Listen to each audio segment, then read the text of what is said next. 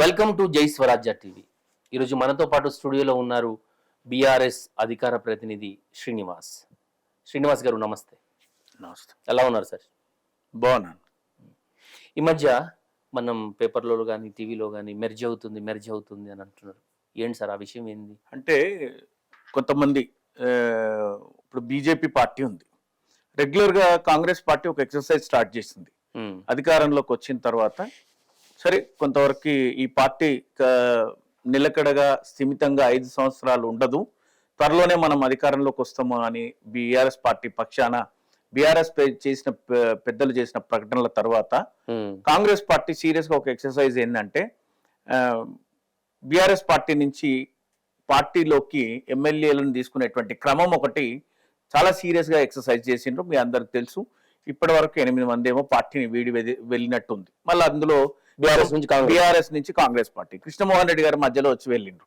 అయితే ఇప్పుడు ఏంటి అంటే, బీజేపీ పార్టీ స్తబ్దుగా ఉంది. బీజేపీ పార్టీలో ఒక చలనం రావడానికి ఇది బీజేపీ పార్టీలోని పెద్దలు చేసినరా, ఈ ప్రకటన వెనక వాళ్ళ హస్తం ఉందా, లేకపోతే కాంగ్రెస్ పార్టీలో అస్మదీయులు, కాంగ్రెస్ పార్టీలో అంతర్గత ప్రజాస్వామ్యం పేరిట కాంగ్రెస్ అంటేనే అస్థిరత, కాంగ్రెస్ అంటేనే ఓ 4 ముఖ్యమంత్రులు మారుతారు అనేటువంటిది ఒక అపవాదు చాలా మూటగట్టుకుని ఉన్నటువంటి కాంగ్రెస్ పార్టీలో ముఖ్యమంత్రి రేవంత్ రెడ్డి గారు అమెరికా పర్యటన చేస్తున్న సందర్భంగా దాంట్లో ఎవరైనా కొద్దిమంది ఈ ప్రకటన చేయించి ఉంటారు అనేటువంటిది నా అభిప్రాయం. ఎందుకంటే ఆయనను భయపెట్టడానికి కూడా చేసి ఉన్నారేమో అనేటువంటిది భయపెట్టడానికి, రేవంత్ రెడ్డి గారిని భయపెట్టడానికి. బీఆర్ఎస్ బీజేపీలో మర్జ్ అయితే రేవంత్ రెడ్డి గారు ఎందుకు భయపడతారు అనేటువంటిది ఒక పెద్ద ప్రశ్న. ఎందుకు అంటే బీఆర్ఎస్ బీజేపీలో బీఆర్ఎస్ కనుక మర్జ్ అనేటువంటిది అసంభవం, అసాధ్యం. ఎందుకంటే ఈ దేశంలో మీరు సిపిఐ కానీ, సిపిఎం కానీ, లేకపోతే బిఎస్పి కానీ, లేకపోతే తమిళనాడులో ఉన్నటువంటి పిఎంకే కానీ ఎన్నో, అంటే కొన్ని వందల రాజకీయ పార్టీలు, అసలు ఏ రోజు కొన్ని ఓట్లు కూడా సాధించని పార్టీలు కూడా మనుగడ సాగిస్తున్నటువంటి తరుణంలో అసలు బీఆర్ఎస్ పార్టీ విలీనం అనేటువంటిది ఒక హాస్యాస్పదమైనటువంటి అంశం. అయినా ఒక సందర్భంలో మనం నిజంగా విలీన ప్రక్రియను ఎందుకు తెర మీదకి తెచ్చిండ్రు తెలంగాణలో అంటే, ఒకటి ముఖ్యమంత్రి రేవంత్ రెడ్డి గారిని భయపెట్టడానికి ఆ పార్టీలోని వ్యక్తులై ఉండవచ్చు. 2 బీజేపీ స్తబ్దుగా ఉన్నటువంటి బీజేపీలోకి బీఆర్ఎస్ మొత్తం వెళ్తుంది అంటే బీఆర్ఎస్ లో ఉన్నటువంటి ద్వితీయ శ్రేణి నాయకత్వం కానీ, కాంగ్రెస్ ని అలర్ట్ చేసేటువంటి ప్రయత్నం కానీ జరిగి ఉండొచ్చు అనేటువంటిది నా అభిప్రాయం. అంతేగాని బీఆర్ఎస్ పార్టీ బీజేపీలో విలీనం అవుతుంది, ఎందుకు విలీనం అవుతుంది? బీఆర్ఎస్ పార్టీ బ్రహ్మాండంగా 38 సీట్లు గెలుచుకుని ఉంది ఈ రాష్ట్రంలో. 0.6% ఓట్ల తేడాతో మాత్రమే అధికారాన్ని కోల్పోయింది. 0.6% అధికారం చాలా తక్కువ. ఎందుకంటే ఈ ఓటమిని మీరు ఊహించినారా గత ఎన్నికల్లో? ఈ ఓటమి ఊహించని ఓటమి, అనూహ్యంగా పార్టీ మీద వ్యతిరేకతన, లేకపోతే కర్ణాటకలో కాంగ్రెస్. విచిత్రం ఏమంటే, కర్ణాటకలో కాంగ్రెస్ గెలిచేంత వరకు తెలంగాణలో కాంగ్రెస్ పార్టీ ఏదైనా సమావేశం పెట్టినా వచ్చే కార్యకర్తలు ఎంతమంది, అసలు ఈ పార్టీకి పోటీ చేయడానికి అభ్యర్థులు కూడా లేనటువంటి పరిస్థితులు మనం చూసినాం. ఇది ముమ్మాటికి వాస్తవం. ఇవాళ 9 నెలలు, అంతకుముందు ఒక 6 నెలలు, 9, 6, 15 నెలలు, 15-16 నెలలు కనుక మనం వెనక్కి వెళ్ళి చూస్తే కాంగ్రెస్ పార్టీ గాంధీ భవన్ లో ఎవరు జనాలు కనిపించని పరిస్థితి. అట్లాంటి పరిస్థితుల్లో కర్ణాటక గెలవడము, అయ్యో మనం కొంచెం కష్టపడితే ఆ ఇంపాక్ట్ తెలంగాణ మీద ఖచ్చితంగా దాని ప్రభావం ఉంది. తెలంగాణలో ఉన్న కాంగ్రెస్ శ్రేణులంతా కూడా మనం కొంచెం కష్టపడితే ఏదైనా అవకాశం ఉండొచ్చు అని అనుకున్నారు. కష్టపడితే అవకాశం ఉండొచ్చు అనుకున్నారు, కానీ అనూహ్యంగా అధికారమే వస్తుంది గెస్ చేయలేకపోయినారు. అవకాశం ఉండొచ్చు కానీ అధికారంలోకి వస్తామని మాత్రం గెస్ చేయలేకపోయినారు. 100% కాంగ్రెస్ పార్టీ ఊహించిన విజయంతో అధికార పీఠాన్ని కైవసం చేసుకున్నది ఈరోజు. కాంగ్రెస్ 100% అనూహ్యమైనటువంటి ఊహకందని విషయం, వాళ్ళు ఊహకందని విషయము. దాంతో పాటు ఏంటంటే బీఆర్ఎస్ పార్టీ మీద కొంత యాంటీ ఇన్కంబెన్స్ ఉంది, కానీ ఇంత అంటే పార్టీ ఓడిపోయే పరిస్థితులు ఉంటాయని ఎవరు అక్కడ అప్పటికి బీజేపీలో కూడా చాలా రాజకీయ పరిణామాలు చోటు చేసుకున్నాయి. కొంతమంది విశ్లేషించిండ్రు కాంగ్రెస్ గెలుపు కోసం బీజేపీ కూడా ప్రయత్నించింది అని. నేనైతే అనుకోను. బీజేపీ పార్టీ స్వయంకృతాపరాధం చేసుకుంటుంది, తాను కావాలనే బీజేపీకి సహకరిస్తుంది అనేటువంటిది, అట్లాంటిది ఏమి మేమైతే ఒప్పుకోం. కానీ కాంగ్రెస్ పార్టీ విజయాన్ని ఒప్పుకోవాల్సిందే. కాంగ్రెస్ విజయానికి కాంగ్రెస్ శ్రేణులు ఎంత కారణమో మన పార్టీలో కొంత పార్టీ మీద కొంత వ్యతిరేకత కూడా, స్థానికంగా ఉన్నటువంటి శాసనసభ్యుల పట్ల కూడా ఉన్న వ్యతిరేకత, కొంతమంది పీకే లాంటి వాళ్ళు ఇంకెవరో గొప్ప విశ్లేషకులు లేకపోతే వాళ్ళు ఎవరో కన్సల్టెంట్స్ అని చెప్పుకునే వాళ్ళందరూ కూడా 20 మందిని మార్చాలి, 30 మందిని మార్చాలి, అట్లా మారిస్తే వచ్చుండేది బీఆర్ఎస్ పార్టీ అధికారంలోకి వచ్చుండేది అని మాట్లాడినటువంటి వాళ్ళు కొంత విశ్లేషణ చేసిండ్రు. ఆ తర్వాత జరిగినటువంటి మీరు ఆంధ్రప్రదేశ్ ఎన్నికలు చూసిండ్రు. ఆయన జగన్మోహన్ రెడ్డి గారు 20 నుంచి 30 వరకు తెలంగాణ చూస్తాను మార్చిండ్రు. ఇంకా దారుణమైనటువంటి ఓటమిని చవి చూసిండ్రు అక్కడ. అట్లా అంటే అది కారణాలు ఏవైనా మనం ఓటమి చెందినం, అధికారంలోకి కాంగ్రెస్ వచ్చింది, దాన్ని ఒప్పుకోవాలి. చెప్పండి. ఒకసారి రేవంత్ రెడ్డి గారు ఎన్నికల కంటే ముందు మీకు దమ్ము ఉంటే సిట్టింగ్లకు టికెట్లు ఇచ్చి గెలిపించుకోండి అని అన్నారు. దాన్ని కేసీఆర్ గారు దాన్ని ఒక సవాల్గా తీసుకుని సిట్టింగ్లకు ఇచ్చినారు. దాంట్లో పడేసి ఆ సిట్టింగ్ లో ఈ రోజు ఓడగొట్టినారు. అయితే ఇక్కడ మనందరం గమనించాల్సింది ఏంటంటే కేసీఆర్ గారు ఆలోచించింది ఏంటంటే సిట్టింగ్లను కాదు అని మనం వేరే వాళ్ళకు టికెట్ ఇచ్చినాము అంటే ఖచ్చితంగా అక్కడ మన వాళ్ళే మనకు శత్రువులు తయారవుతారు. మొట్టమొదటి పాయింట్, సిట్టింగ్లకు ఇవ్వకపోతే వాళ్ళే శత్రువులుగా మారే కదా, అట్లయినా ఓడిపోతాం మేము. ఇంకొక విషయం ఏమంటే సిట్టింగ్లు ఎంత వ్యతిరేకత ఉన్నా కానీ ఓడిపోయేంత వ్యతిరేకత లేదు అనేటువంటిది మా అభిప్రాయం. ఇంకొకటి సహజంగా రాజకీయాలు ఏమైపోయినాయి, సీట్ రాలేదంటే నిలబడ్డ వాడిని ఓడగొట్టాలా లేదా పక్క పార్టీలో పోయి టికెట్ తెచ్చుకోవాలా. ఈ పరిస్థితులు మనం చూస్తున్నాం. వీళ్ళందరూ మాట్లాడిండ్రు, అందుకే ఛాలెంజ్ అనమాట. సిట్టింగ్లకు మీరు టికెట్ ఇవ్వకపోతే అంటే వాళ్ళు పార్టీ మారుతారు కదా, గుర్తు మారిపోతుంది, పార్టీ మారుతుంది, బలం లేని కాంగ్రెస్ బలపడుతుంది, బలహీనంగా ఉన్న బీజేపీ బలపడుతుంది. ఇట్లా అనూహ్యమైనటువంటి మార్పులు చోటు చేసుకుంటాయి.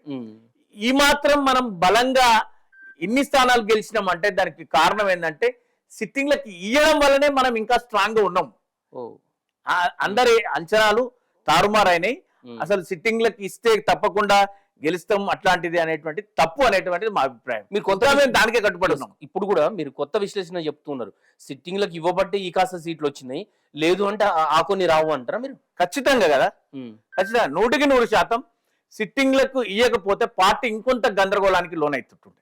అంటే ఎవరైనా కూడా ఒకసారి మనము టికెట్ వస్తుందని ఆశించినప్పుడు టికెట్ రాకపోతే పార్టీకి వ్యతిరేకంగా పనిచేస్తాం, నిలబడ్డ వ్యక్తి ఓటమి చెందడానికి ప్రయత్నం చేస్తాం. అప్పటికే పోటీకి చాలా చోట్ల వ్యక్తులు లేకుండా చూస్తున్నటువంటి బీజేపీ బలపడే ప్రమాదం ఉంది, లేదా కాంగ్రెస్ కు కొన్ని చోట్ల అభ్యర్థులు లేని చోట్ల అభ్యర్థులు వచ్చేటువంటి అవకాశం ఉంది. చాలా సమీకరణాలు ఉంటాయి. కాబట్టి సిట్టింగ్లను కాదని వేరేళ్ళకి ఇవ్వలేదు.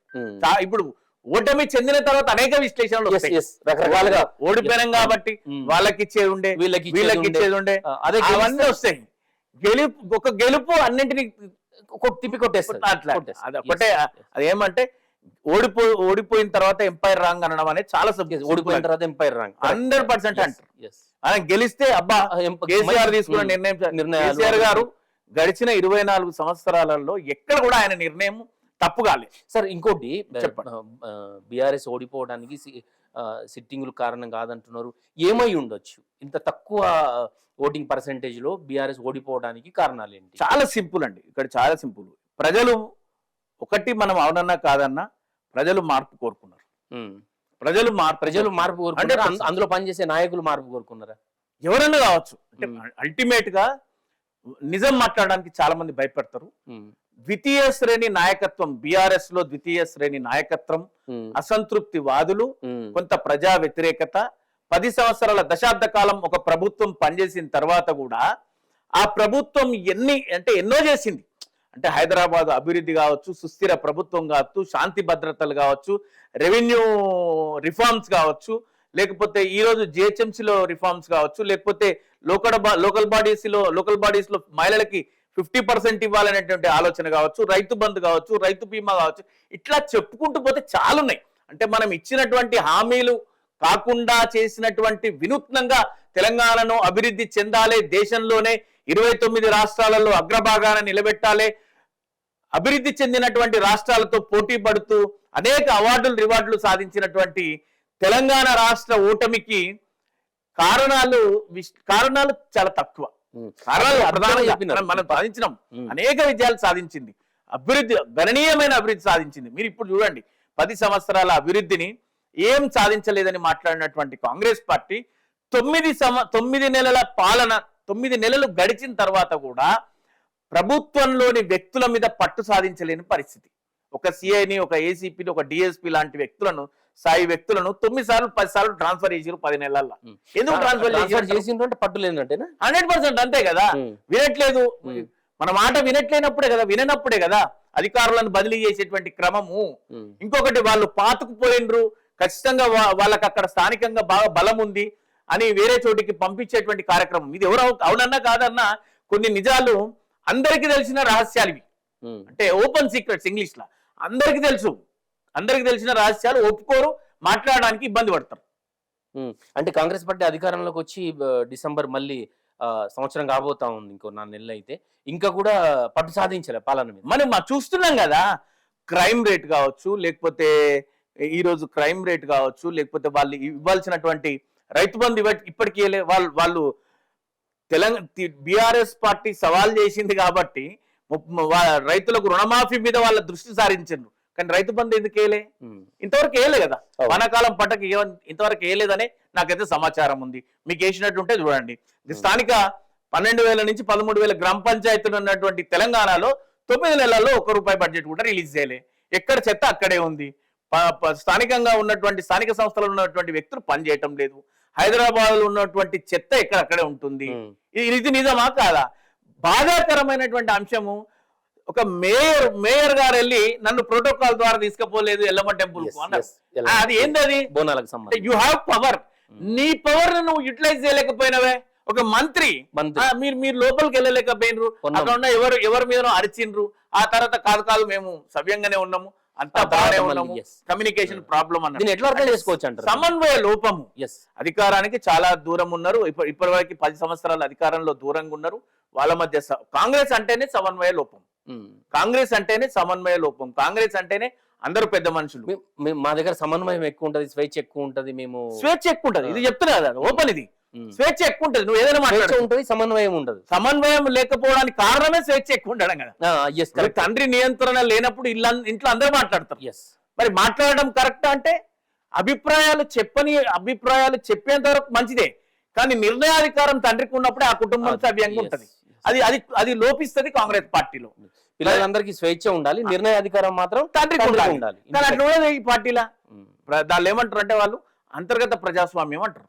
మనం కాదనడానికి కూడా వీల్లేదు. వాళ్ళ అధ్యక్షులు ఎక్కడో ఢిల్లీలో ఉంటారు. అది ప్రాంతీయ పార్టీ కాదు, జాతీయ పార్టీ. వాళ్ళు అక్కడ ఉంటారు.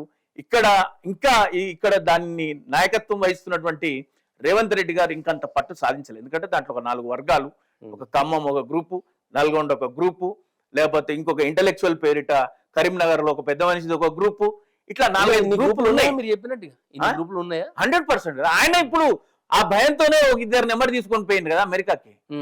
ఆయన ఒప్పుకొని తీరాలా? ఆ భయంతోనే 2 తీసుకొని పోయిండు. అంటే 2 కంట్రోల్ చేసినట్టు ఆటోమేటిక్ గా ఇంకో 2 ఇక్కడ ఉంచిపోయిండు. మరి 2 పరిస్థితి వాళ్ళు అంటే వీళ్ళతో ఏం కాదు, సగం అయితే నా వెంట ఉంది కదా, సగం నా వెంట ఉంది కదా అనేటువంటి ధీమా. మంచి విశ్లేషణ చెప్తారు. ఇది నిజం, వాస్తవం. ఇది ఎవరు ఇప్పుడు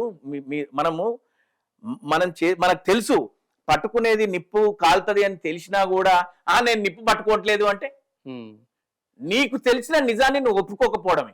కాకపోతే దానివల్ల జనంలో ఇబ్బంది వస్తుందని. కానీ వాస్తవాన్ని ఎవరైనా అంగీకరించాలి. 2 ఎంత అంటే 4, అది మారదు. Numerical value cannot be changed, it never changed. అది ఒప్పుకోవాలి. ఆ అభద్రత ఎవరికైనా ఉంటది. పాపం రేవంత్ రెడ్డి గారే కాదు, ఆయన ప్లేస్ లో మీరున్నా నేనున్నా ఎవరున్నా చేయాల్సిందే. కాంగ్రెస్ లో ఎవరున్నా చేస్తారు. కొంత రాజశేఖర రెడ్డి గారు ఉన్నప్పుడు ఒక ప్రాంతీయ పార్టీని నడిపించిండ్రు. ఆ పరిస్థితులు మరి చూడాలి. రాబోయే రోజులలో రేవంత్ రెడ్డి గారికి కూడా వస్తాయా, ఎట్లుంటుందో చూద్దాం. మంచిగా జరగాలని కోరుకుందాం. పాపం ఆయన అంత కష్టపడి ముఖ్యమంత్రి అయినరు, ఇప్పుడే దిగిపోవాలా అనేటువంటి ఆలోచన మనకు కూడా ఉండకూడదు. ఓకే సార్, కాంగ్రెస్ పార్టీ గురించి అది చెప్తున్నాం మనము. బీఆర్ఎస్ లో మీరు అన్నారు ద్వితీయ శ్రేణి నాయకులు కావచ్చు, వాళ్ళలో తీవ్రమైన అసంతృప్తి ఉంది, ఓటమికి అది కూడా కారణం కావచ్చు. ద్వితీయ శ్రేణి కార్యకర్తలు మీలాంటి నిబద్ధతతో పార్టీ కోసం పనిచేసిన వాళ్ళలో కూడా కొంత చాలా ఉంది.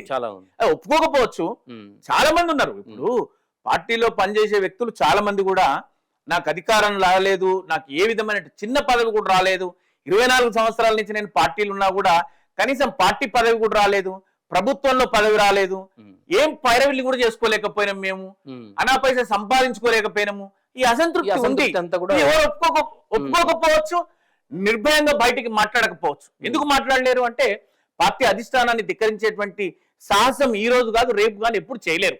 కాబట్టి ఇది ఒప్పుకోరు. కానీ ఇవే కారణాలు, మన చేసినటువంటి అభివృద్ధి అసలు మన ఓటమికి కారణంగానే కాదు, ఇవే ప్రధాన కారణం. ఈ చిన్న కారణాలే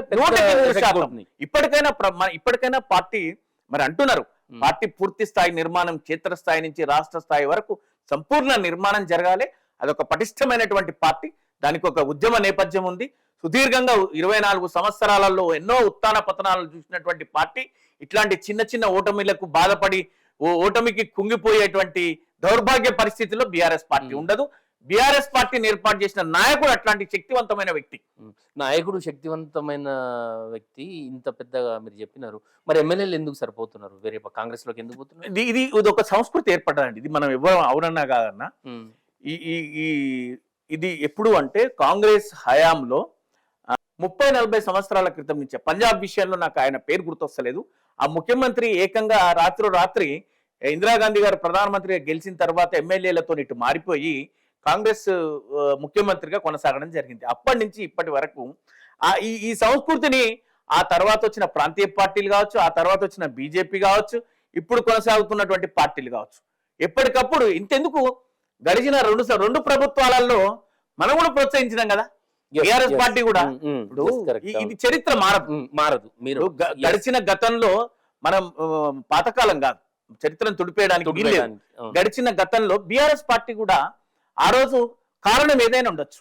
అంటే తొలిసారి 2014లో అధికారం చేపట్టినప్పుడు ఆంధ్ర పెత్తందారుల నుంచి కావచ్చు, లేకపోతే తెలంగాణలో ఉన్నటువంటి కాంగ్రెస్ లో ఉన్నటువంటి పెద్ద మనుషుల నుంచి కావచ్చు, ఈ రాష్ట్రాన్ని సుభిక్షంగా ఉంచాలి, ఈ రాష్ట్రాన్ని అభివృద్ధి పథంలో తీసుకెళ్లాలి, రాష్ట్రం అప్పుడు వచ్చినటువంటి సీట్లు 60 పైచీలకు వచ్చినాయి కాబట్టి ఒక సుస్థిర ప్రభుత్వాన్ని అందించాలి, ఏ నిర్ణయం తీసుకున్నా ఎదురు ఉండొద్దు, ఒక గొప్ప తెలంగాణ నిర్మాణం జరగాలి అనేటువంటి కారణాలు చెప్పి మనం మొదటిసారి తీసుకున్నప్పుడు అందరూ హర్షించారు. సుస్థిర ప్రభుత్వం అందించాలి, సుస్థిర పాలన అందించాలని చెప్పేసి వేరే పార్టీ నుంచి మీరు ఎమ్మెల్యేలు 100%. మీరు చెప్పిన కారణం అదే, వచ్చిన వాళ్ళు కూడా అభివృద్ధి కోసం వచ్చినాము అన్నారు. కానీ 88 స్థానాలు వచ్చిన తర్వాత రెండోసారి కూడా మన పార్టీలోకి మనం ఆహ్వానించినాం కాంగ్రెస్ పార్టీ నుంచి. అది కొంత ఈ రోజు మన పార్టీ నుంచి వెళ్ళిపోవడానికి అది కొంత దోహదపడుతుంది. ప్రశ్నించలేరు, ఉండదు ఇక అది మనం చేర్పించుకున్నారు, వాళ్ళు అట్లా పోతున్నారు. ప్రశ్నించకపోవడము, నైతికత ఇట్లాంటి పదాలే లేవు రాజకీయాలలో. నేటి వర్తమాన రాజకీయాలలో నైతికత, నిబద్ధత ఇట్లాంటివి ఏం లేవు. మన రేవంత్ రెడ్డి గారు ఎన్నికల ముందు ఆయన ఒక భయం ఉండే, తక్కువ సీట్లు వస్తే ఏమో ధన్మన్ అటు 10 మంది వెళ్ళిపోతారేమో అని. ఎవరైనా పార్టీ మారాలంటే పార్టీకి రాజీనామా చేసి వెళ్ళాలి, లేదంటే రాళ్లతోని కొట్టి చంపాలి అన్నారు. మరి ఇప్పుడు ఆయన పార్టీ మార్పిచ్చి తీసుకుంటున్నారా? ఆయన పార్టీలో తీసుకోవట్లేదే. మాట కట్టుబడి ఉన్నారా? లేరు కదా. అంటే నువ్వు తప్పు చేస్తే నేను తప్పు చేయొచ్చా? ఎవరు చేసినా తప్పే కదా. నిజంగానే బీఆర్ఎస్ పార్టీ తప్పు చేసింది అనుకుంటాం. అదే కారణం చేత ఓడిపోయింది అని అన్నారు మీరు. అంటే మీరు కూడా తప్పు చేసి రేపటి ఓటమికి బాటలు వేసుకుంటారా? అంతే కదా. ఇప్పుడు మీరు కూడా వలసలను ప్రోత్సహించి బీఆర్ఎస్ ను బలహీనపరిచి మీరు కూడా రేపటి ఓటమికి బాటలు వేసుకుంటున్నారా? బీఆర్ఎస్ అందువల్లనే ఓడిపోయింది అన్నారు మీ దాంట్లో చాలా మంది. మీరు బీఆర్ఎస్ కోసం డెడికేటెడ్ గా చాలా డిస్కషన్స్ లో ఇక్కడ కూడా మాట్లాడుతూ ఉంటారు. మీరు బీఆర్ఎస్ లో జాయిన్ అయ్యి కావచ్చు, ఎన్ని సంవత్సరాలు అయింది సార్? పార్టీ ఆవిర్భావానికి నేను అందులో జాయిన్ అవ్వడానికి 6 రోజుల తేడా. పార్టీ ఆవిర్భావానికి అయిన తర్వాత 6 రోజుల తర్వాత అంతే పార్టీలో చేరారు. మీరు కేసీఆర్ గారిని కానీ కేటీఆర్ గారిని కానీ ఎన్నిసార్లు కలిసినారు? అనేక సందర్భాల్లో. అంటే వ్యక్తిగతంగా ప్రత్యేకించి ఇప్పుడు మీతో నేను మాట్లాడుతున్నట్టు కాకపోవచ్చు, కానీ ప్రతి సమావేశంలో కానీ మన తెలంగాణ భవన్కి వచ్చినప్పుడు కానీ మేము అనేక సార్లు కలిసినాం. కేసీఆర్ గారి ఆలోచన ఏం జరిగింది అంటే, ప్రజలు నేను మధ్యలో ఇంక ఈ నాయకులు అవసరం లేదు. ఆయన ఆలోచన ఏం జరిగింది అంటే, రైతు బంధు ఇస్తున్నా, ఎవరి అకౌంట్ లో పడుతుంది? డైరెక్ట్ రైతుల అకౌంట్ లో పడుతుంది. ఎవరు వేస్తుండ్రు? గవర్నమెంట్ వేస్తుంది. గవర్నమెంట్ అంటే ఎవరు? ఇప్పుడు కేసీఆర్ ముఖ్యమంత్రి గారు, గవర్నమెంట్ అంటే క్యాబినెట్ కెప్టెన్ ఎవరు అంటే ముఖ్యమంత్రి గారు. ఎవరు వేస్తుండ్రు? అల్టిమేట్ డెసిషన్ ఆయన కాబట్టి ఆయన వేస్తున్నాడు అని అనుకుంటారు. ఎవరు వేస్తుండ్రు? ముఖ్యమంత్రి. రైతు బంధు, పెన్షన్లు ఎవరు వేస్తుండ్రు? ప్రభుత్వము, ముఖ్యమంత్రి. ప్రభుత్వం అంటే ముఖ్యమంత్రి గారు, పార్టీ అంటే ముఖ్యమంత్రి గారు, ఆయన పేరే చంద్రశేఖరరావు గారు నేరుగా ఇస్తుండ్రు. ఎవరికి వేస్తుండ్రు? ఎవరి అకౌంట్ లో పడుతున్నాయి డబ్బులు? ఆ వృద్ధుల అకౌంట్లో అకౌంట్లో డైరెక్ట్ పడుతుంది. ఇట్లా ఏ పథకం కూడా కళ్యాణ లక్ష్మి ఉంది, దాని డబ్బులు ఉన్నాయి, ఎవరికి వస్తున్నాయి? నేరుగా లబ్ధిదారునికి వస్తున్నాయి. అది అందుకనే మధ్యలో ఎవరో మీడియా లేరు. అయితే ఆయన ఆలోచన ఏం చేసిందంటే నేను ప్రజలు డైరెక్ట్ ఈ రిలేషన్ అనుసంధానం, నేను ప్రజలు కాబట్టి మధ్యన ఆయన ఏమనుకుంటుండు, నేను దళారీ వ్యవస్థను తీసేసిన, మధ్యవర్తులను తీసేసిన, ఎవరు లేరు అనుకుంటుండు. కానీ వ్యవస్థ కుటుంబం అన్నాక భార్య, పిల్లలు, భర్త, బంధువులు, స్నేహితులు ఉంటేనే వ్యవస్థ, సంస్థ, సమాజం. అట్లనే పార్టీ అన్నాక కార్యకర్తలు, నాయకులు, ద్వితీయ శ్రేణి నాయకులు, పాలిట్ బ్యూరో, లేకపోతే రాష్ట్ర కార్యవర్గం, యోజన కార్యవర్గం, మహిళా విభాగం, వీళ్ళందరూ ఉంటేనే పార్టీ. కానీ ఈ పార్టీ అనేటువంటిది వీటన్నిటి ఈ పదాలకు దూరం అయిపోయింది. దూరం అయినా కూడా మరి ఎవరైనా పార్టీని విడిచిపెట్టి వెళ్ళిపోయినా అంటే వెళ్ళిపోలే. ఎందుకంటే ఆయన కాన్స్టిట్యున్సీ వైజ్ లో ఎమ్మెల్యే సెంట్రిక్ గా పరిపాలన జరిగింది, పార్టీ నిర్మాణం కూడా జరిగింది. ఏమంటే ఎమ్మెల్యేలను పిలిపించుకోవాలి, ఎమ్మెల్యేలతో మాట్లాడాలి, ఎమ్మెల్యేలతో మాత్రమే సార్ మాట్లాడతారు. ఎమ్మెల్యేలతో కూడా మాట్లాడిన చాలా కొంతమంది ప్రగతి భవన్ వరకు వచ్చి ఆనాడు కూడా ఉన్నాయి కదా సార్. ఎందుకు హోమ్ మినిస్టరే బయట వచ్చి వెళ్ళిపోయిన సందర్భాలు ఉన్నాయి. బయటికి వెళ్ళిపోయిన తర్వాత రాజేంద్ర అన్న లాంటి వాళ్ళే మేము లోపల కూర్చున్నాం, బయట చెప్పలే, సార్ కారణాలు చెప్పినాం, అనేక సందర్భాలు ఉన్నాయని చెప్పినటువంటి సందర్భాలు కూడా ఉన్నాయి. ఇవి మేజర్ కారణాలు కాకపోవచ్చు, ఇవి మేజర్ కారణాలు ఓడిపోవడానికి, ప్రజలు ఓట్లేకపోవడానికి ఇవి మేజర్ కారణాలు కాదు. ఇది ఏమైనా పార్టీలో ఉన్న ద్వితీయ శ్రేణి నాయకులకు అసంతృప్తి మాత్రమే, అంతవరకే మనం కన్సిడర్ చేయాలి. ఇప్పుడు కాంగ్రెస్ అధికారం చేపట్టిన తర్వాత తెలంగాణలో బీఆర్ఎస్ స్తబ్దుగా ఉన్నది. ప్రతిపక్ష నాయకుడిగా అసెంబ్లీ సమావేశాలు కూడా వచ్చినారు. ఆ రోజు బీఆర్ఎస్ స్తబ్దుగా ఉందనే మీరు తప్పు మాట్లాడుతున్నారు. బీఆర్ఎస్ ఏ రోజు స్తబ్దుగా లేదు. బీఆర్ఎస్ స్తబ్దుగా లేదు అనేటువంటి మాట ఒక ప్రధాన మీడియాలో ముఖ్యమంత్రి గారే అన్నారు. బాబామార్దులు షేర్ వాడనిస్తలేరు, ఒకరు కాకపోతే ఒకరు బిల్లా రంగాలాగా నన్ను ఇబ్బంది పెడుతుండ్రు అని ఈ రోజు కూడా ఆయన అదే ఫీల్ అవుతుండ్రు. బీఆర్ఎస్ స్తబ్దుగా లేదు, అంటే బీజేపీ స్తబ్దుగా ఉంది. బీజేపీ స్తబ్దుగా ఉంది.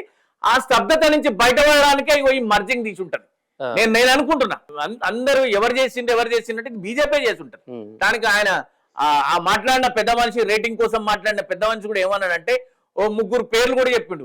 ఈ 3 కలిసిపోయి ఈ మాటలు మాట్లాడించిండ్రు, ఈ మాటలు మాట్లాడినరా, ఈ ప్రయత్నాలు చేస్తుర్రా అనేటువంటి ప్రశ్నలు కూడా ప్రజలకు సంధించి ఈ బీఆర్ఎస్ ఏ రోజు స్తబ్దుగా లేదు. డే 1 మొదటి రోజు నుంచి ఈ రోజు వరకు ఎప్పటికప్పుడు అసెంబ్లీ లోపల, అసెంబ్లీ బయట పూర్తి స్థాయిలో ప్రజాపక్షాన, ప్రజా గొంతుకై నినదిస్తున్నారు, ప్రజల గొంతుకై స్పందిస్తున్నారు. ఎక్కడ కూడా ప్రశాంతంగా లేరు, ఎక్కడ కూడా విశ్రమిస్తలేరు. అవిశ్రాంతంగా ప్రభుత్వం పైన పోరాటం చేస్తున్నారు. ఈ పోరాటాన్ని తట్టుకోలేని ప్రభుత్వమే డిఫెన్స్ లో ఆత్మరక్షణలో పడిపోతుంది. ఇప్పుడు నిన్న ఆత్మరక్షణలో పడుతుందంటారు మీ వల్ల 100%. ఎందుకంటే అలవి కాని హామీలు, 6 గ్యారంటీలు, 13 హామీలు, 420 ఎవరు తెలియకుండా ఎవరు. అంటే ఆ పార్టీలో ఉన్న గొప్పతనం ఏంటంటే 420 దాకా సోనియా గాంధీ గారు వస్తారు, మాట్లాడతారు, రాహుల్ గాంధీ గారు వస్తారు, మాట్లాడతారు, ప్రియాంక గాంధీ గారు వస్తారు, మాట్లాడతారు, ఖర్గే గారు వస్తారు. వీళ్ళ ముగ్గురు తెలియకుండా ఆయన ఏదో మాట్లాడేస్తారు, లేదా రేవంత్ రెడ్డి గారు మాట్లాడతారు, ఉత్తమ్ గారు. ఈ మాట్లాడని వ్యక్తే ఉండరే. అందరూ కూడా కాంగ్రెస్ పార్టీని ప్రజలు నమ్మినారు, ఓట్లు గెలిపించినారు. అది దాన్ని మనం దాంట్లో there is no second thought.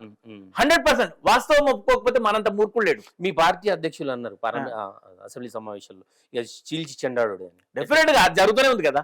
చలో అపోజిషన్ అన్నప్పుడు పాయింట్అవుట్ చేస్తూ ఉంటది ప్రభుత్వానికి. మన ప్రభుత్వం ఉన్నప్పుడు ఇంత ఎప్పుడన్నా వాళ్ళకి అవకాశమే లేదు అంటే మన మీద సంధించడానికి వాళ్ళ దగ్గర ప్రశ్నలు లేవు, మాట్లాడే పరిస్థితి లేదు. సో ఇక మీరు చీల్చి చెండాడే పనిలో ఉంటారు ఎప్పటికీ. అంటే వాళ్ళు అధికారంలో ఉన్నంత సేపు, అంటే ఆ పదాన్ని మనం పదే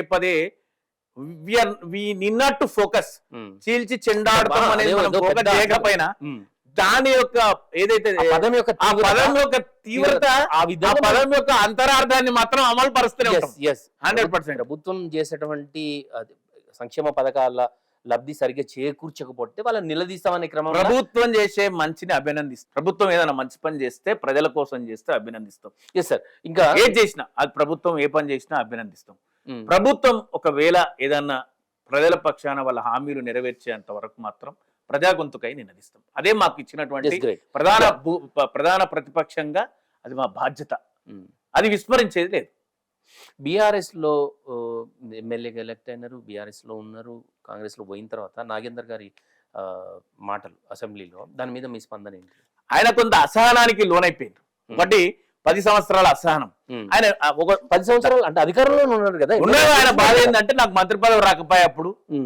ఆయన అన్నారు కదా, నేను ఏ రోజు మాట్లాడలేదు, 10 సంవత్సరాల్లో నేను మాట్లాడడానికి అవకాశమే రాలేదు. ఆయన మంత్రి అయితే అనుకున్నాడు, మా వాళ్ళు మంత్రి అయ్యలేదు. ఆయన ఒకసారి ఆయన మాటల వెనుక మన నేపథ్యం కూడా చూడాలి. ఏమి ఆయన లాఠీలు చిలిపించిండ్రు తెలంగాణ ఉద్యమంలో. హైదరాబాదు కేంద్ర పాలిత ప్రాంతం కావాలి, లేకపోతే మీరెవర్రా, ఏం ఉద్యమం రా అని ఉద్యమకారుల మీద పెద్ద పెద్ద లాఠీలు తీసుకొని కొట్టినటువంటి ఆయనకు నేపథ్యం ఉంది. ఆయనకి ఎంత అంటే దాన్ని మన హైదరాబాద్ లో ఆయన భాషలనే మాట్లాడాలంటే మస్తి మనిషి. ఆయన మస్తి మనిషి. ఎందుకు అంటే ఆయన సనత్ నగర్ నుంచి గెలిచి, టీడీపీ నుంచి గెలిచి కాంగ్రెస్ అధికారంలోకి రాగానే మళ్ళా పోయి రాజీనామా చేసి మళ్ళా పోటీ చేస్తే ఓడిపోయిండు. అది రాజశేఖర రెడ్డి గారి హయాంలో జరిగింది. తర్వాత మళ్ళీ గెలిచి పార్టీలోకి వచ్చిండు. ఆయన మాటలు పూర్తి స్థాయిలో అభ్యంతరకరం. అంటే ఆయన నేపథ్యం రౌడీయిజము, గుండాయిజము అవన్నీ చేసిండ్రు, అందరికి తెలుసు. పాపం చిన్న స్థాయి నుంచి ఎదుక్కుంటూ వచ్చిండ్రు రాజకీయాలల్లో. ఆయన ఇంకా మర్చిపోలే. ఆయన హి డిడ్ంట్ పాలిష్ హిమ్సెల్ఫ్ అని చెప్పుకోవాలి. మీకు నాగేందర్ గురించి పూర్తిగా తెలుసు, సమైక్యవాది అన్నారు, లాఠీ పట్టుకొని తిరిగిండు అన్నారు, గెలిచిండు. మరి పార్టీలు ఎందుకు చేర్పించుకున్నారు? అదే నేను అంటున్నా. ఇప్పుడు అది గెలుపు గుర్రాలు ఉంటాయి. అదే ఇప్పుడు ఆ రోజు సార్ కూడా చేసింది తప్పే అంటే నేను గెలుపు గుర్రాలు ఉండాలి, గెలిచే వాళ్ళు మనకు కావాలి, అందుకే పార్టీలోకి తీసుకున్నాం. అందుకే నేనేమంటున్నా అంటే ఆయన ఇప్పుడు కాంగ్రెసా సభలో మీరు కాంగ్రెసా ఏ పార్టీ పక్షాన మాట్లాడుతున్నారు అంటే మేము కూడా ఇప్పుడు ప్రజలు కూడా అదే కన్ఫ్యూజన్ లో ఉన్నారు. ఆయన బీఆర్ఎస్ఆ కాంగ్రెసా, ఎంపీగా పోటీ చేసిండు, ఓడిపోయిండు. పాపం గెలిచి ఉంటే ఉప ఎన్నిక వస్తుండే 100% కాంగ్రెస్ అయిపోతుంటుండే. ఇప్పుడు ఆయన నేను ఒక బీఆర్ఎస్ పార్టీ తరఫున కానీ ఒక కాంగ్రెస్ తరఫున కానీ నేను చూడట్లేదు. ఆయన ఒక శాసనసభ్యునిగా చూస్తున్నా. ఒక ప్రజాప్రతినిధి, శాసనసభ్యుడు అట్లాంటి పరుష పదజాలం మాట్లాడడం, అన్పార్లమెంటేరియన్ లాంగ్వేజ్ మాట్లాడడం అనేటువంటి ముమ్మాటికి మాజీ మంత్రి ఆయన చట్టసభలో ఉండి తెలంగాణ సమాజానికి ఇచ్చే సందేశం, దాన్ని ఎంతో మంది వీక్షిస్తారు దేశవ్యాప్తంగా, ప్రపంచవ్యాప్తంగా. తెలుగు భాష వచ్చినోడు చూసినోడు ఎవరు కూడా అరే ఇట్లా వాళ్ళు ఉంటారా చట్టసభలలో, ఎవరు తోలు తీస్తాడు? తోలు తీస్తా అంటే ఈ విషయాలు ఇంకోటి కూడా అంట నేను, ఇది కావాలని ఒక డ్రామాటిక్ గా చేసి ఉంటారు అని. ప్రతిపక్షం బలంగా మాట్లాడుతుంది కాబట్టి వాళ్ళ తీవ్రతను తగ్గించడానికి ముఖ్యమంత్రి గారే ఆయనతో అనిపించుంటారు. అందుకే స్పీకర్ గారు ఆయన మాటలను కంటిన్యూ చేస్తుంటారు. ఇవన్నీ కూడా ప్లాంట్ గా చేసి ఉంటారు అని అనిపిస్తుంది నాకు. ఇక కవిత గారి విషయానికి వద్దాం. ఎన్ని రోజులు ఉంటారు ఆవిడ జైల్లో? చూద్దాం. ఇప్పుడు ఇక్కడ రెండు మూడు అంశాలు మనం మాట్లాడుకోవాలి. కవిత గారిని ఆమె ఎప్పుడైతే ఆగస్టులో పాత మాజీ ఎంపీ, మరి ఇప్పుడు ఆయన మళ్ళీ గెలిచిన లేదో, బీజేపీ ఎంపీ ఆగస్టులో చేస్తే పోయిన సెప్టెంబర్లో ఇంట్రాగేషన్కి వచ్చిన తర్వాత ఎఫ్ఐఆర్ లో కూడా ఆమె పేరు నమోదు కాలేదు. తర్వాత కాన్సిక్వెన్సెస్ లో ఆమెకు అన్ని పంపిస్తా ఉంటే ఏ రోజు కూడా కేంద్ర ప్రభుత్వ సంస్థలు ఈడీ కానీ లేకపోతే ఇంకెవరు కానీ విచారణకు పిలిస్తే మేము వెళ్ళినాం. విచారణ కరెక్ట్ కాదు, విచారణకు అవసరం లేదు అని సుప్రీంకోర్టులో సవాల్ చేసినటువంటి సందర్భం కూడా ఉంది. ఆ తర్వాత ఈ క్రమంలో ఢిల్లీకి వెళ్ళి మళ్ళొకసారి వాళ్ళు పిలిచి ఫోన్లు తీసుకురమ్మంటే కూడా ఫోన్లు ఇచ్చినటువంటి సందర్భం ఉంది. ఆ తర్వాత మొన్న శాసనసభ ఎన్నికలల్లా అరే కవిత గారిని అరెస్ట్ చేసినట్టే బీజేపీకి ఎక్కువ స్థానాలు వస్తుండే అనేటువంటిది బాగా ప్రాపకండ జరిగింది. అందుకే ఎంపీ ఎలక్షన్ల ముందర వాళ్ళు అరెస్ట్ చేసి తీసుకెళ్ళిండ్రు. అయితే గడిచిన ఈ బీజేపీ ప్రభుత్వం వచ్చిన తర్వాత రాజకీయ నాయకుల మీద 30,000 మంది మీద తప్పుడు ఫాల్స్ కేసెస్ నమోదు చేసిండ్రు అంటున్నాం. ఈడీ గాని ఐటీ గాని లేకుండా ముందైతే అరెస్ట్ చేస్తాం, నీకు చేస్తారు. మీకు ఎగ్జాంపుల్ కూడా Sanjay Raut from Mumbai MP last parliament లో ఆయన సంజయ్ రౌత్ గారు ఎంపీగా ఉండే చివరికి హైకోర్టు అన్ని విచారణ జరిగిన తర్వాత నిర్దోషిగా తేల్చి ఆ రోజు ఈడీని మొట్టికాయలు వేసింది కేంద్ర ప్రభుత్వానికి బుద్ధి రాలే. అప్పుడు కూడా బీజేపీ ప్రభుత్వము అద్వానీ గాని వాజ్పేయి గారి అద్వయం తర్వాత ఇప్పుడు వచ్చినటువంటి మోడీ గారు కానీ అమిత్ షా గారు వాళ్ళు ఏం లేదు, వాళ్ళు ఒకటే ఆలోచన, ఒకరు గెలిచినా ఇద్దరు గెలిచినా లేకపోతే మన అవసరాల తగ్గట్టు వాళ్ళ మీద ఈడీ కానీ ఐటీ కానీ లేకపోతే ఇంకేదైనా రైడింగ్స్ చేపియాలా, భయపెట్టాలా, వాళ్ళను పార్టీలోకి తీసుకోవాలి. అట్లా సాధ్యమైందంటారా ఆ చట్టం? 100% కదా చేస్తారు కదా. ఇప్పుడు నేను అదేనా ఇప్పుడు మీరేమో అధికారంలో ఉన్నప్పుడు ఒక మాట, అధికారంలో లేనప్పుడు మరి బీజేపీ మా మీద ఇవన్నీ చేపిస్తున్నదంట. డెఫినెట్ గా చెప్తున్నాం, బీజేపీ అనేటువంటిది తన వ్యక్తిగత లబ్ధి పొందడానికి, ఎలక్టోరల్ లబ్ధి పొందడానికి ఖచ్చితంగా ఇవి చేస్తారు. మీరు లాస్ట్ టైం మీరు అధికారంలో ఉన్నప్పుడు చేయలే ఇట్లాంటి? మేము ఎక్కడ చేయలేదు. రాజకీయ లబ్ధి కోసం అరెస్టులు ఏం చేయించాలి, కేసులు పెట్టించాలి, కేసులు ఎక్కడ పెట్టాలి? ఏం చెప్తున్న సందర్భ అవసరాన్ని బట్టి మరి చేస్తే చేసి ఉండొచ్చు. మన కేంద్ర బడ్జెట్ కి సంబంధించి 2 ముక్కలు మాట్లాడదాం. రాష్ట్రానికి తగిన విధంగా కేటాయింపులు జరగలేదు. మన ఆంధ్రప్రదేశ్కి తీసుకుంటే పెద్ద ఎత్తున కేటాయింపులు జరిగినాయి. మా బీజేపీ తెలంగాణలో కూడా 8 సీట్లు గెలిచింది, మా మీద వివక్ష జరిగింది అని అంటారు. దీని మీద మీరేమంటారు? చాలా సింపుల్, ఇలా ఏం లేదు. బడ్జెట్ అనేది కేంద్ర ప్రభుత్వానికి 29 రాష్ట్రాలు సమానం. కానీ కేంద్ర ప్రభుత్వం నిలబడడం కోసం బీహార్లో ఉన్నటువంటి నితీష్ గారి పార్టీ కావచ్చు, ఆంధ్రప్రదేశ్లో ఉన్నటువంటి టీడీపీ చంద్రబాబు నాయుడు గారి పార్టీ కావచ్చు, వాళ్ళు సహకరిస్తున్నారు. ఆ బడ్జెట్లో ఏమైపోయింది, మేము పదే తెలంగాణ ప్రజలకు విజ్ఞప్తి చేసినాం. ఏమని? మీరు ఖచ్చితంగా తెలంగాణ కోసం పాటుపడే తెలంగాణ పార్టీకి కనుక ఓట్లేసి కొన్ని సీట్లు గెలిపిస్తే రాబోయే ఏదైతే కోalition గవర్నమెంట్ ఏర్పడుతుంది, ప్రాంతీయ పార్టీల అవసరంతోనే, ప్రాంతీయ పార్టీల మద్దతుతోనే కేంద్ర ప్రభుత్వాన్ని ఏర్పాటు చేస్తుంది. అట్లాంటప్పుడు మనకు ప్రాధాన్యత ఉంటది. మీరు కాంగ్రెస్కి వేసినా బీజేపీకి వేసినా దండగనే అని చెప్పి ఆ మాట ప్రజలు కూడా ఆలోచించిండ్రు. వేస్తే రాష్ట్రంలో అధికారంలో ఉన్న పార్టీ కన్నా వేయాలి, లేదా కేంద్రంలో అధికారంలోకి వచ్చే పార్టీ కన్నా వేయాలి అని. ఎట్లయినా ఒకవేళ వస్తే సెంట్రల్లో కాంగ్రెస్ అలయన్స్ కానీ, బీజేపీ అలయన్స్ కానీ, స్టేట్లో కాంగ్రెస్ ఉంది కాబట్టి ప్రజలు చాలా స్పష్టంగా కాంగ్రెస్కో బీజేపీకో ఓటేసి గెలిచే అన్ని ఓట్లు మాకు రాలే, గెలిచే అన్ని ఓట్లు రాలే, లక్షల ఓట్లు వచ్చినాయి, గెలిచే అని రాలే. దానికి చాలా మంది మాట్లాడుతుంటారు, అవుట్ ఆఫ్ 17 లో మీకు 8 చోట్ల ధరావత్తు కోల్పోయినరు, డిపాజిట్ కోల్పోయినరు అని అన్నారు. కానీ ఈ దేశంలోనే కాంగ్రెస్ అనేక రాష్ట్రాల్లో కోల్పోయింది, బీజేపీ కూడా అనేక రాష్ట్రాలలో డిపాజిట్ కోల్పోయింది. ఈ విషయము వాళ్ళకి తెలియదు పాపం మాట్లాడేటప్పుడు. కాబట్టి 8+8 = 16+1 17 ఇస్తే ఈ దేశానికి, ఈ రాష్ట్రానికి కేంద్ర ప్రభుత్వం ప్రత్యేకంగా ఏమీ నిధులు ఇవ్వలేదు. వాళ్ళందరూ రాష్ట్ర విభజన చట్టంలోని అంశాలను పరిగణనలు తీసుకొని ప్రత్యేక ప్యాకేజీ ఇంకో తెలుగు రాష్ట్రమైన పొరుగు రాష్ట్రమైన ఆంధ్రప్రదేశ్కి ఇచ్చిండ్రు. అది చట్టం కాదు, ఇంకేం కాదు, వాళ్ళ మద్దతు ఉంది కాబట్టి ఆంధ్రప్రదేశ్కి ఇచ్చిండ్రు. గడిచినటువంటి 5 సంవత్సరాలలో కాస్త అభివృద్ధి చెందలేకపోయింది అనేటువంటి ఒక సింపతి కూడా వాళ్ళ మీద ఉంది. అయినా తెలంగాణకు రావాల్సినటువంటి కోచ్ ఫ్యాక్టరీనో, తెలంగాణకు రావాల్సినటువంటి ఈ ITIR ప్రాజెక్ట్ ఇవన్నీ వస్తాయని మేము ఎక్స్పెక్ట్ చేసినాం. ఎందుకంటే ఆయన బడే భాయ్ చోటే భాయ్ అని మేము కలిసినాం.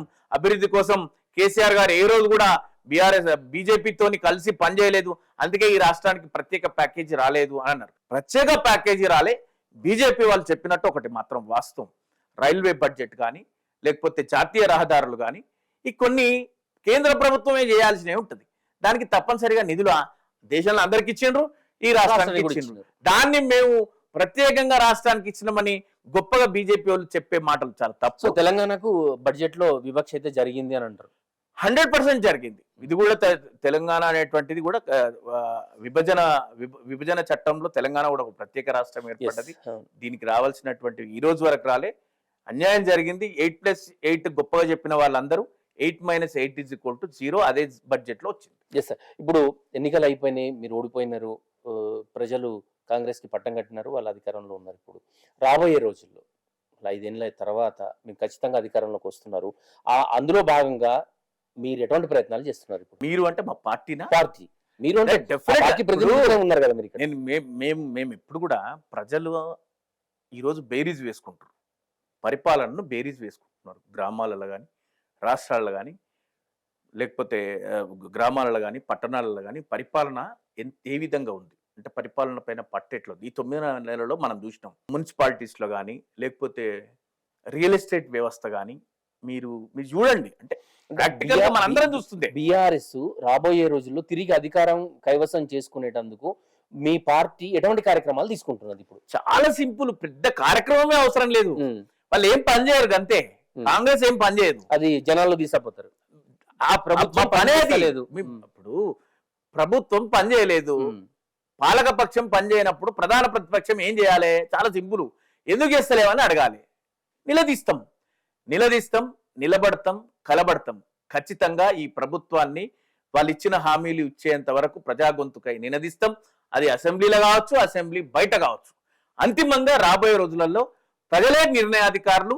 ప్రజాకోర్టులో మళ్ళొకసారి కాంగ్రెస్ కి శిక్ష విధిస్తారు. ఎందుకంటే వాళ్ళు ఏం చేయలేరు.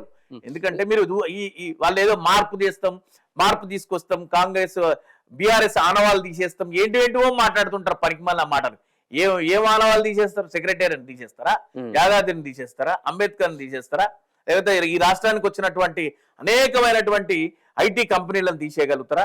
మేము అభివృద్ధి చేసినటువంటి మౌలిక వసతులు రాష్ట్రాల వారిగా తీసేయగలుగుతాం. తెల్ల చొక్కా మీద సిరామరకలు వెతుక్కుంటే మనం ఏం చేయలేం. డెఫినెట్ గా పనే చేయకపోతేనేమో నీకు తప్పులు దొరకవు. పని చేసినప్పుడు మన ఇంట్లో కూడా అంతే ఉంటది. పని చేయనోడిని ఎవరు పట్టించుకోరు. మన కుటుంబంలో కూడా ఒకడు ఉంటాడు, 2-3 అన్నదమ్ములం ఉంటే ఒకటి సప్పుడు ఎక్కుంటే ఏం పని చేయడు. వాడు తింటాడు, వాని పని మీద వాడు వెళ్ళేసి వస్తాడు.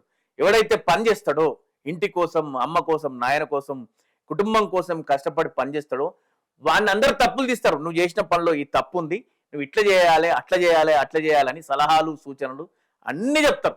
అట్లనే గడిచిన 10 సంవత్సరాల్లో, ఈ దశాబ్ద కాలంలో తెలంగాణ రాష్ట్ర ప్రభుత్వం చేపట్టినటువంటి అభివృద్ధిలో కావచ్చు, సంక్షేమంలో కావచ్చు, తప్పులు ఎతికినట్టు కాంగ్రెస్ ప్రభుత్వం ఏమి చేయకుండా మిగిలిపోతుంది.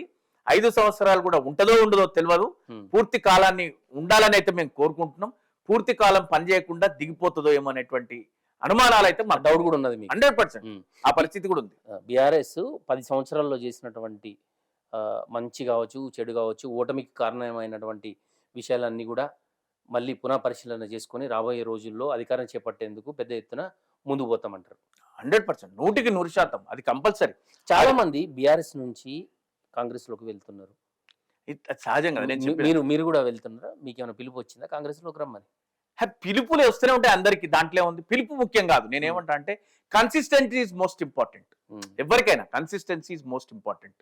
పిలుపులు రాకుండా ఎట్లుంటే గట్టి మాట్లాడే వ్యక్తులకు, రెగ్యులర్ గా మాట్లాడే వ్యక్తులకు పిలుపులు వస్తుంటాయి. అది ఇంపార్టెంటే కాదు. కన్సిస్టెన్సీ మేము ఈరోజు నిస్వార్థంగా గులాబీ జెండా గుండెలపై మోయడానికి మోసిన వాళ్ళను, చిత్కారించుకున్న వాళ్ళను అసహ్యంగా భావించినటువంటి సందర్భం నుంచి ఆ గులాబీ జెండాని ఇంకా ఈ రోజు వరకు మోస్తూనే ఉన్నాం. రేపు కూడా మోస్తాం. ఖచ్చితంగా పనిచేసిన వ్యక్తికి, లేకపోతే కష్టపడ్డ వ్యక్తికి ఫలితం ఉంటదనేటువంటిది ఆశావాహ దృక్పథంలోనే నా ప్రయాణం కొనసాగుతుంది. తెలంగాణ రాష్ట్ర సమితి ఆవిర్భావం తర్వాత 6 రోజుల తర్వాత పార్టీలో చేరినారు. ఇంత నిజాయితీగా మీరు ఇన్ని సంవత్సరాల నుంచి పార్టీలో పనిచేస్తున్నారు కదా, మరి మిమ్మల్ని ఎందుకు గుర్తించలేదు? అదే చెప్పలేము. ఇంకా ఎప్పుడు ఒక్కొక్కరికి ఒక్కొక్క సందర్భం వస్తుంది. టైం అంతే. ఇప్పుడు టైం ఇంకా ఆశావాదంతో ఉన్నారు మీరు. అది లేకపోతే నువ్వు బ్రతకలేవు కదా. రేపు అనేది నీది కాదు అనుకున్న రోజు ఈ రోజు నువ్వు చనిపోయినట్టే. రేపు అనేటువంటిది నీకు మనిషి అంటే పార్టీలోనే కాదు, వ్యవస్థలో అయినా, సంస్థలో అయినా, కుటుంబంలోనైనా, ఎక్కడైనా కూడా ఆశావాహ దృక్పథంతోనే ఆ వ్యక్తి. అందులో నాయకుడు అనేటువంటి ఆశ 10 సంవత్సరాల నుంచి ఆశ కాదు కదా, ఇప్పుడు 10 ఏళ్ల నుంచి మీరు ఆశ పెట్టుకున్నారు. డెఫినెట్ గా ఇప్పుడు కూడా ఈ రోజు కూడా నేను ఎప్పుడు కూడా ఏమనుకుంటున్నా, ఇంకా నిజాయితీగా రేపు అయినా మనకు మంచి జరుగుతుంది అంతే. భారత భగవంతుని నమ్ముతాం. అంతిమంగా మనం గాడ్ బిలీవర్స్. ఏ పార్టీ మారరు, బీఆర్ఎస్ లోనే కంటిన్యూ అవుతారు. అధిష్టానం మీద నమ్మకం ఉన్నది 100%, 100% రేపటి రోజు బీఆర్ఎస్ డే, రేపటి రోజు మాదే కదా. చూద్దాం. అది వాస్తవమే. ఎందుకంటే ప్రజలు ఎట్లాంటి తీర్పునిస్తారు రేపటి రోజు, అంతిమంగా ఇదే ప్రజా తీర్పులోకి వస్తారా? ప్రజా తీర్పు కట్టుబడే ఉండాలి, తప్పదు. Yes sir, thank you so much Srinivas garu. మీరు మీ అనుభవాలు, మీకు 10 సంవత్సరాల నుంచి పనిచేస్తున్నా, మీకు ఇంతవరకు ఎటువంటి పదవి రాకపోయినా ఇంకా నిబద్ధత అదే పార్టీలో నేను కొనసాగుతా ఖచ్చితంగా అని చెప్తున్నారు. రాబోయే రోజుల్లో పార్టీ మిమ్మల్ని గుర్తించి మంచి పదవి ఇవ్వాలి అని చెప్పి మేము కోరుకుంటున్నాం. Thank you so much. ఇది వాళ్ళ పొలిటికల్ డిస్కషన్. మరో అంశంతో మళ్ళీ కలుద్దాం. చూస్తూనే ఉండండి జై స్వరాజ్య టీవీ.